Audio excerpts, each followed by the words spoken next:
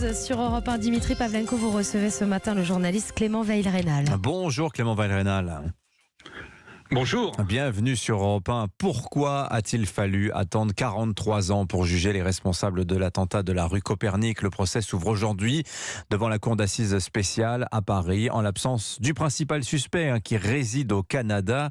Cette affaire, Clément Veil-Rénal, vous lui avez consacré un livre, Rue Copernic, l'enquête sabotée, 1980-2023, c'est aux éditions L'Artilleur. Alors, avant de nous dire pourquoi vous parlez de sabotage, peut-être pouvez-vous brièvement nous rappeler les faits de ce vendredi 3 octobre 1980. Eh bien, ce vendredi 3 octobre 1980, en fin de journée, tout simplement, une bombe de très forte puissance explose sur le trottoir de la rue Copernic, devant la synagogue. L'enquête révélera que la bombe a été fixée sur une moto, placée sur le trottoir. La rue Copernic est dévastée. Semble-t-il, il y a eu un contretemps. Elle était programmée pour exploser au moment de la sortie des fidèles de la synagogue. Il s'agissait bien donc d'un attentat antisémite c'était le premier grand attentat antisémite depuis la fin de la Seconde Guerre mondiale. Les fidèles étaient à l'intérieur de la synagogue, mais il y avait du monde dans la rue. La rue a été dévastée, 4 personnes ont été tuées, 40 personnes ont été blessées, et l'enquête, très rapidement, s'est orientée vers un groupe terroriste palestinien basé au Liban. Alors mais l'enquête a pris énormément de temps. C'est ça, parce que vous dites que dès le soir de l'attentat, Clément Veil-Rénal, l'événement a été marqué, je vous cite, du sceau du mensonge politique et de la manipulation de l'opinion publique. Qu'est-ce que vous voulez dire ? Oui, peut-être que ceux qui ont vécu donc cet attentat s'en souviennent. Il y a eu, dès le soir de l'attentat, dans les minutes qu'on suivit, un mot d'ordre a été lancé et s'est répandu comme une traînée de poudre dans toute la France. Ce sont des nazis qui ont commis l'attentat. Un groupe mystérieux, groupe néo-nazi, fantomatique et insaisissable. Et ça n'était pas qu'une fausse piste ou qu'une surenchère de la presse, comme on le voit souvent dans les premières heures qui suivent un événement. Il y a eu un climat de délire, de folie, alimenté par un certain nombre de relais politiques, par la presse, durant toute l'année qui a suivi. Il n'y avait pas un jour où il n'y avait pas avec une tribune, notamment dans Le Monde, qui s'est fait l'honneur de publier chaque jour une tribune où un certain nombre d'intellectuels expliquaient et posaient la question, comment est-ce possible que nous ayons laissé le nazisme refleurir dans notre pays. Il y a eu un climat de manipulation politique. On est allé jusqu'à dire qu'il y avait des nazis dans l'entourage du président de la République de l'époque, qui était Valéry Giscard d'Estaing. Ouais. On a dit que la police était infiltrée par les nazis et que la police avait laissé se perpétrer cet attentat. Or, en fait, dès le lendemain, la police s'est très vite orientée vers une piste moyen-orientale palestinienne. Alors là, vous dites que cet attentat a peut-être coûté en partie la présidentielle l'année suivante, en 81, à Valéry Giscard d'Estaing. Donc il y a eu des répercussions politiques assez lourdes, mais allons maintenant, poursuivons cette piste palestinienne qui va effectivement se confirmer.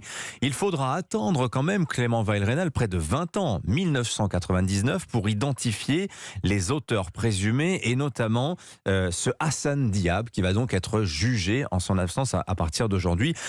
Pourquoi d'abord ça se débloque 20 ans après les faits?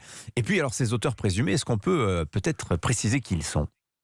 Oui, alors ça se débloque parce qu'on est dans une autre époque. C'est le siècle dernier, je vous rappelle, même si nous avons tous en souvenir cette époque. Les enquêtes policières se font sans ADN, les enquêtes policières se font sans téléphonie. Aujourd'hui, on sait tout de suite qui était dans les parages, qui a appelé qui. On retrouve effectivement des marqueurs qui permettent d'identifier les suspects. Là, ça a été une longue enquête classique. Il faut rendre hommage d'ailleurs aux juges Bruguière et aux juges Trévidy qui se sont succédés sur le dossier. Et ils ont fini effectivement petit à petit, avec des témoignages, avec un certain nombre de pièces retrouvées de manière d'ailleurs assez incroyable. Le passeport d'Hassan Diab a été retrouvé dans les archives de la police italienne. Et donc, au tournant des années 2000, on identifie l'ensemble des membres du commando. On a des noms, mais beaucoup des membres de ce commando sont inatteignables. Ils vivent à Bagdad, ils vivent en Syrie, Oui. ils vivent dans des pays qui n'ont En pas d'accord Jordanie. d'extradition, sauf Oui.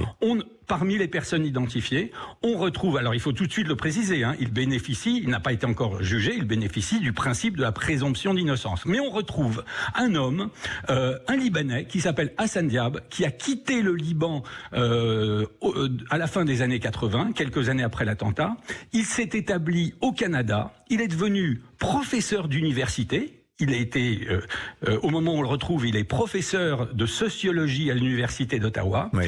Et les enquêteurs ont accumulé sur lui un certain nombre d'éléments nombreux, concordants, très précis, qui laissent indiquer qu'il est peut-être impliqué dans l'attentat de la rue Copernic, qu'il serait le poseur de bombes. J'accélère, parce qu'en fait, il ne va être inquiété, cet homme, qu'à partir de 2008.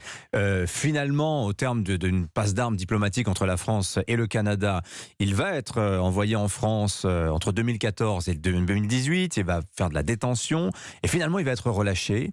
Et le procès s'ouvre donc maintenant 5 ans après son retour au Canada, en son absence.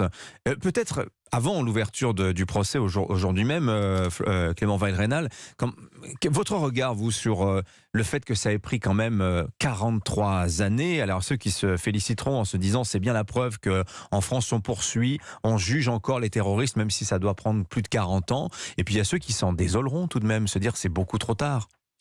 Oui, il y a un aspect, effectivement, alors sur ce dernier point, c'est un peu la thèse que je développe dans mon livre. On a un peu le sentiment, quand on regarde et cette affaire et d'autres affaires, que depuis plusieurs décennies, le terrorisme palestinien fait partie, j'allais dire, de l'angle mort de la lutte antiterroriste. Pour des raisons idéologiques, on n'a pas trop envie de s'y intéresser. Ça n'est pas d'ailleurs que moi qui le dis. Le juge Trévidic l'a dit très clairement dans une interview, au journal du dimanche, il a dit le terrorisme palestinien en France, ça intéresse beaucoup les services de police, mais la justice, elle, n'aime pas y mettre les pieds. Et c'est pour ça que, c'est dans ces circonstances, que alors que des charges très lourdes pesaient sur Hassan Diab, il a fait l'objet d'un non-lieu, il a été libéré par les magistrats qui étaient arrivés dans le dossier. Et ces magistrats se sont basés, à mon sens, sur des éléments extrêmement légers, voire fantaisistes. Je les expose dans le livre. Chacun pourra, se faire une opinion.